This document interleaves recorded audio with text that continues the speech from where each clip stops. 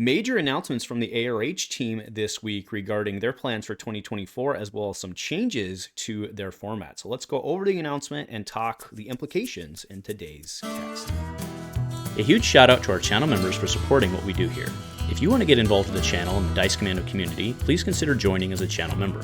Remember, these videos are only possible with your support. You can show that support with a like, a subscribe, and by leaving us a comment and sharing your feedback. Community first, and go Commando. Hey there, my Star Wars Destiny friends. Welcome back to Dice Commando and the Commando Cast. Thanks for checking in today. That's right, we've got huge news from the ARH team.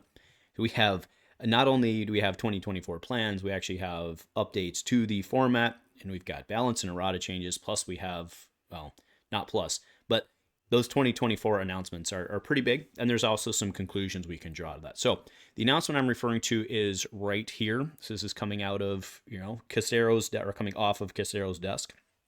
He's been doing a phenomenal job kind of taking the reins and changing the communication, right? You see that little red dot on Discord a lot more often, at least in that, you still get them every now and then on the content creator, but we're seeing a lot more updates.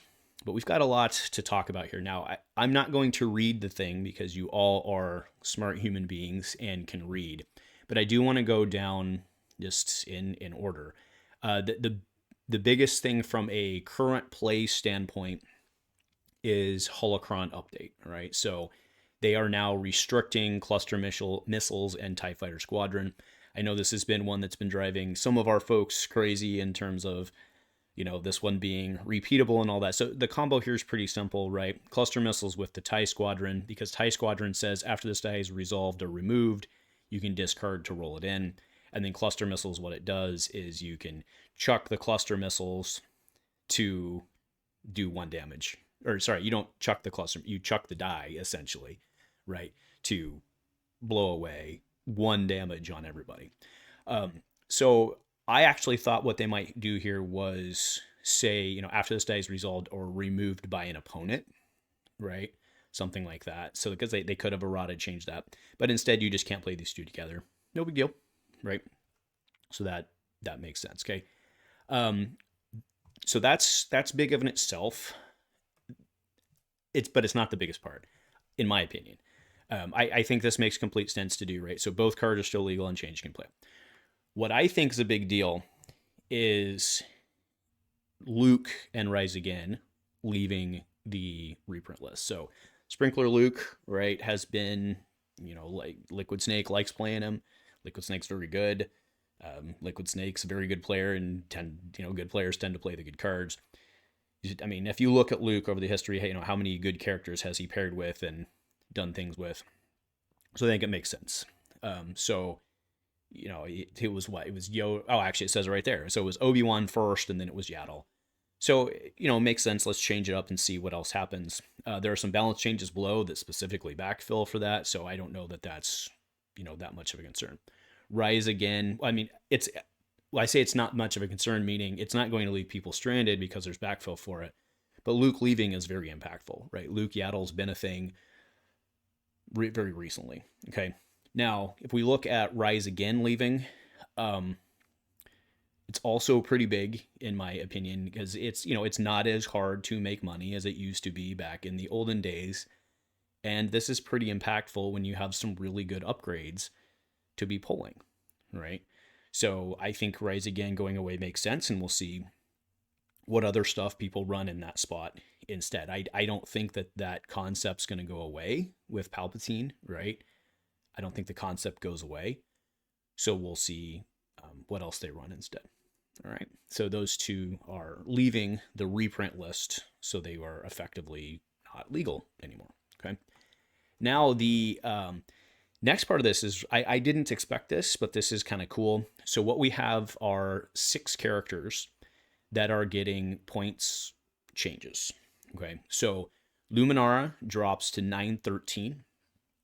Leia, this is a big one. Leia goes to 15 from 16. Leia, remember, always used to be, she's going back to 15, but she was pretty huge in the day, right? And that was several sets ago. So it's going to be very interesting to see what pairing options this opens up. The obvious place to go is backfilling Luke. I don't know if the synergy is quite there the same. But man. All right, now Dak, this is interesting. I wouldn't have expected this one. Dak going to 11-14, that's very interesting to me. I might have to see where he falls again in that. Now, he's just a pilot. If he was a trooper, that could be very interesting. So we'll see where that one goes. Maul, Consumed by Revenge, is now 9-12. General Veers at 13-16 is interesting. That extra point. I haven't had the time to go through and see what that changes, because I think you still want to play him with Relentless Assault, I think. But there's potentially some stuff there. I'm really going to have to go back and see how that fits in together. So there's some stuff there. And then Skreek, now 7-10. Whenever you drop somebody to that, that's low. So, I mean, minus 1 point. Yeah. So, I mean, 7, like, you know, you guys get it. 7s and 8s, they make other things happen a lot. So that's going to be very interesting. So anyway, cool. So that wraps up the format changes, right? The ARH standard format changes. That wraps them up. I think this is, I mean, there's some impactful stuff here. Luke's impactful. Leia's, I think, potentially very impactful, and Dak's pretty impactful. And Veers might be interesting. I don't know. So there's going to be some theory crafting on this for sure for the next little bit. Because remember, Redemption's next on the chopping block.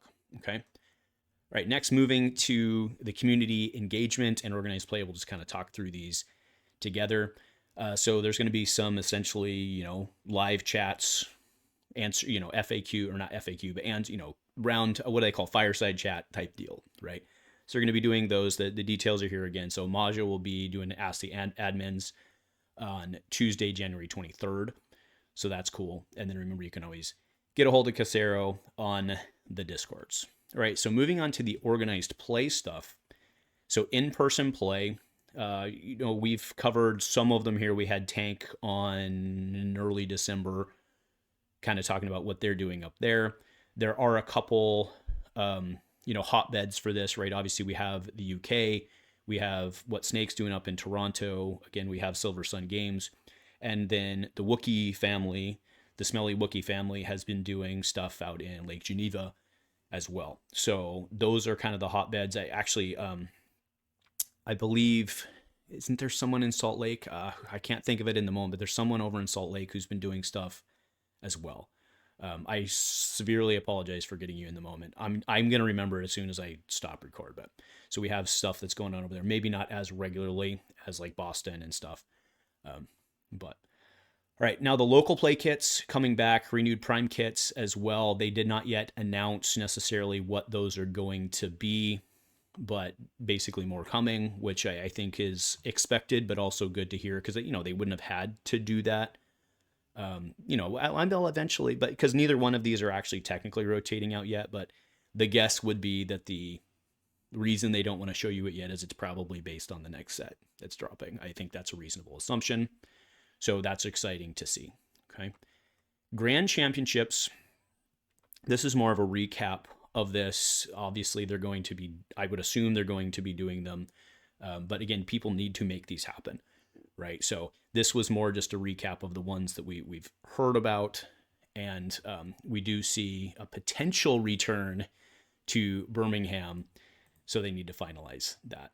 And then they kind of roughly tell you that it's going to be a Gen Con, which again, I think we assumed, but it's good to see that.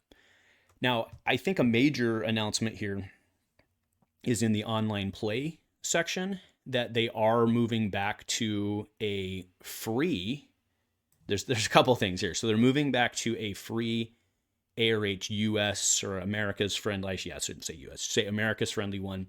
Now it's at 9:30 p.m. Eastern, so that's 6:30 Pacific. But that 9:30 Eastern is a little helpful for other parts of the world. It's pretty late for our folks in Europe, or it might even be early for some of our folks in Europe, right? So this is definitely an America's focused one. So we'll see how that goes, but this is, you know, online play, right? Live online play, right? So that we've, you know, seen limited success in doing kind of the rolling, you know, tournaments like we've been doing for the DC style. where it kind of gets posted, you complete the round, and it can go over the course of a month. It's almost more of a league style play.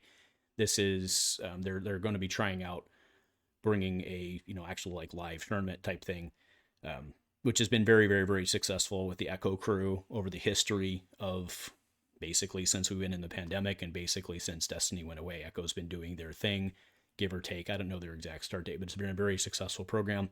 Just trying to get this re-kicked off because we got away from that, I don't know, probably about a year ago-ish, maybe earlier this year on the organized play side of, all right.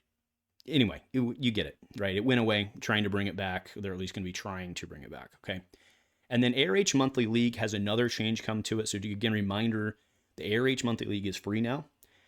And now you can earn tickets, which is, so not only can you play for free, participate for free, you can now earn tickets for free, which you can then earn stuff on for free.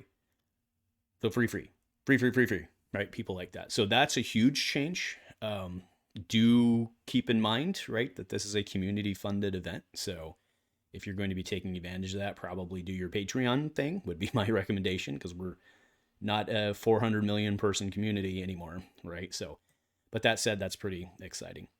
Now the rest here, so release party tournament, the ARH 8 release party tournament, this is a big line, will take place in late March, early April. Okay, so it doesn't take too many if-then statements to conclude that ARH 8 is coming out in March, April. I thought we were expecting February. Now, again, this is all community-driven, so the delay is completely fine. But it does mean that it's likely delayed. At least that's my interpretation of this. So I don't know when spoiler season's coming and all of that, but we were originally thinking February, so it looks like there's a bit of a delay on that. Okay, and then the rest of this just, again, continues to go down. Again, I'm not going to just read it to you, but it basically just outlines their plans. This is a very solid and very well done article in terms of laying out kind of their roadmap. I think it's also very reasonable for them to not have to give direct dates on this stuff because they don't necessarily know yet, which is completely fair. Plus there's a lot of, specifically on like, I think it's very good for them to give people targeted up here, right? They're giving people targeted dates, but they're not yet booked or whatever. So you can't make promises, and that's exactly correct. So this is a big deal. Again, 2024 roadmap in of itself is a big deal, but there's a lot in this roadmap. It's a very aggressive roadmap, in my opinion. And it's, there's a lot of new blood in the organization trying to drive this stuff. And I think that's a good thing, right? I mean, it's better to start high than have no goals, right? So they have goals. I do hope that the weekly tournament, I think this is the biggest one. In my humble opinion, I think this is the biggest one. The league has been very successful already. Having it earn points and stuff might help attract some new people. That's good. But this weekly tournament, I think, is really going to up the engagement. So I really hope that this gets the exposure that it deserves to get people in. So anyway, folks, that's the full rundown overall. The short-term impact is this. The medium-term impact, again, if we are planning on going late March, April, which is the implication of this, that gives us the better part of a quarter to play around and see how the meta evolves with the loss of Luke and then these -1s. So it gives us roughly 3.5 months. Sure, spoiler season will start at some point in there, maybe screwing that because then people want to start theory crafting and playing with that stuff, maybe. Completely fair. So it's going to be an interesting quarter.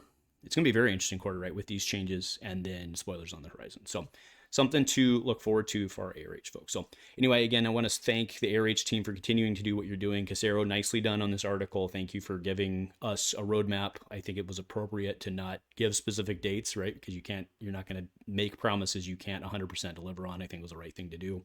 But having a roadmap out there so folks can kind of roughly plan is much appreciated. Okay, so again, thanks to ARH folks. Nice job, Casero. Hope you all had a great holiday weekend. If nothing else, go Commando.